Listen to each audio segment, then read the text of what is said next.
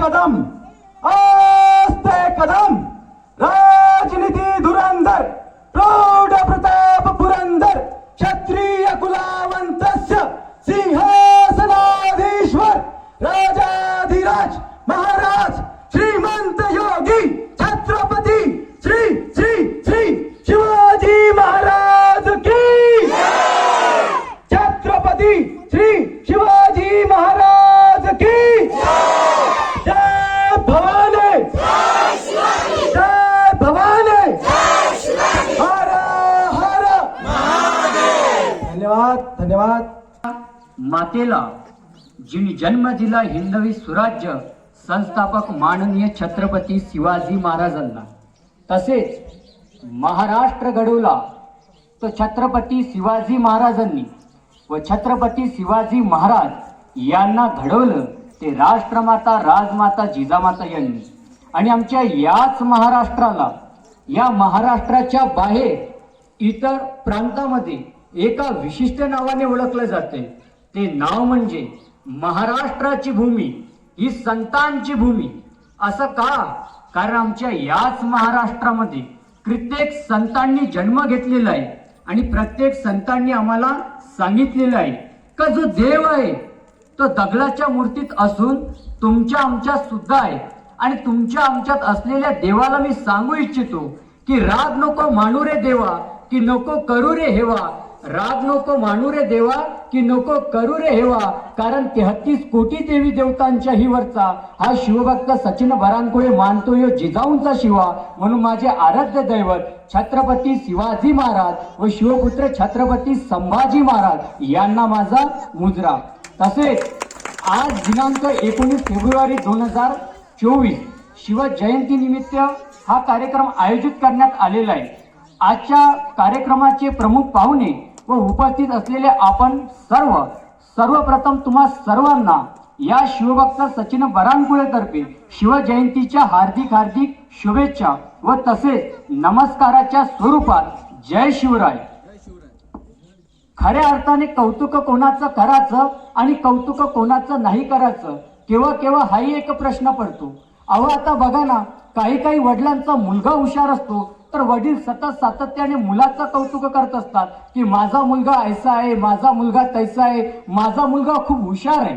आता ज्यावेळेस हे वडील स्वतःच्या मुलाचं कौतुक करत असतात त्या कौतुकामध्ये आनंद असतो, पण मात्र फारसा आनंद नसतो। मग फारसा आनंद केव्हा असतो? ज्यावेळेस वडिलांचा मित्र त्यांच्याकडे येतो आणि म्हणतो अरे काय लेका, काय तुझं पोर आहे, अरे बाबा लयच हुशार आहे। आता मात्र वडिलांचा जो आनंद असतो तो मात्र काही वेगळाच असतो, कारण आपल्या मुलाचं कौतुक आपण स्वतः न करता इतर दुसरा व्यक्ती ज्यावेळेस कौतुक करतो त्या कौतुकामध्ये जो आनंद असतो तो मात्र काही वेगळाच असतो। त्याचप्रमाणे बघा, काही सरांचे विद्यार्थी हुशार असतात तर सर सतत सातत्याने नेहमी स्वतःच्या विद्यार्थ्याचं कौतुक करत असतात की माझा विद्यार्थी ऐसा आहे, माझा विद्यार्थी तैसा आहे, माझा विद्यार्थी खूप हुशार आहे। आता ज्यावेळेस हे सर स्वतःच्या विद्यार्थ्याचं कौतुक करत असतात त्या कौतुकामध्ये आनंद असतो, पण मात्र फारसा आनंद नसतो। मग फारसा आनंद केव्हा असतो? ज्यावेळेस जिल्हा परिषदेच्या शाळेत शिकलेला विद्यार्थी कधीतरी तो कॉलेजला जातो, कॉलेजला शिकतो, कॉलेजमध्ये प्रामाणिकपणे राहतो आणि कालांतराने कॉलेजच्या सरांची भेट जिल्हा परिषदच्या सरांशी होते। त्या भेटीच्या माध्यमातून त्यांचा काहीतरी संवाद होतो। त्या संवादाच्या माध्यमातून ज्यावेळेस कॉलेजचे सर जिल्हा परिषदच्या सरांना म्हणतात की अहो सर, तुमच्या जिल्हा परिषदच्या शाळेत शिकलेला विद्यार्थी तो आज आमच्या कॉलेजला आहे, तो खूप हुशार आहे, तो खूप प्रामाणिक आहे, विद्यार्थी घडावा तो तुमच्या जिल्हा परिषदच्या शाळेसारखाच घडावा। आता मात्र जिल्हा परिषदच्या सरांचा जो आनंद आहे तो मात्र काही वेगळाच आहे, कारण जिल्हा परिषदच्या सरांच्या विद्यार्थ्याचं कौतुक स्वतः जिल्हा परिषदच्या सरांनी न करता इतर दुसऱ्या सरांनी, कॉलेजच्या सरांनी केलेलं आहे आणि त्या कौतुकामध्ये जे आनंद आहे ते मात्र काही वेगळंच आहे। त्याचप्रमाणे बघा, छत्रपती शिवाजी महाराजांचं कौतुक करताना, छत्रपती शिवाजी महाराजांच्या पराक्रमाचं कौतुक करताना एका व्यक्तीने सुंदर असं गीत म्हटलेलं आहे आणि त्या गीतामध्ये तो म्हणतो की साऱ्या शत्रूंच्या मान मुडवून झेंडा भगवा फडकविला,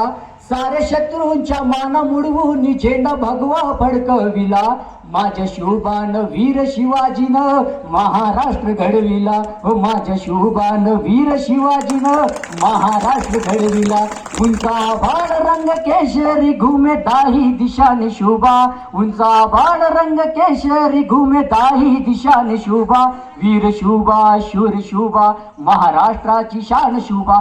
साऱ्या शत्रूंच्या माना मुडवून झेंडा भगवा फडकविला सारे शत्रू म्हणजे कोण शोभा कुठली तर शाही आमची शत्रू नाही शोभा कुठली तर शाही आमची शत्रू नाही पण होय जो आमच्या आई बहिणीकडे वाईट नजरेने बघेल तो आमचा शत्रू आहे आणि अशा शत्रूंच्या माना मोडल्याच पाहिजे अशा छत्रपती शिवाजी महाराजांना सांगणाऱ्या त्या राष्ट्रमाता राजमाता जिजामाता आहे शोभा कुठली तर शाही आमची शत्रू नाही पण होय जो आमच्या गोरगरीब रयतेला त्रास देत असेल जो आमच्या गोरगरीब शेतकऱ्यांचे पिकं उद्ध्वस्त करत असेल तो आमचा शत्रू आहे आणि अशाही शत्रूंच्या माना मोडल्याच पाहिजे याद राखा शोभा हिंदवी स्वराज्याच्या गादीवर बसला आहात तुम्ही अरे आपला असो किंवा मग परका तो जर गुन्हेगार असेल ना तर त्याला शिक्षा मिळालीच पाहिजे मग कोणीतरी तो परकीय आहे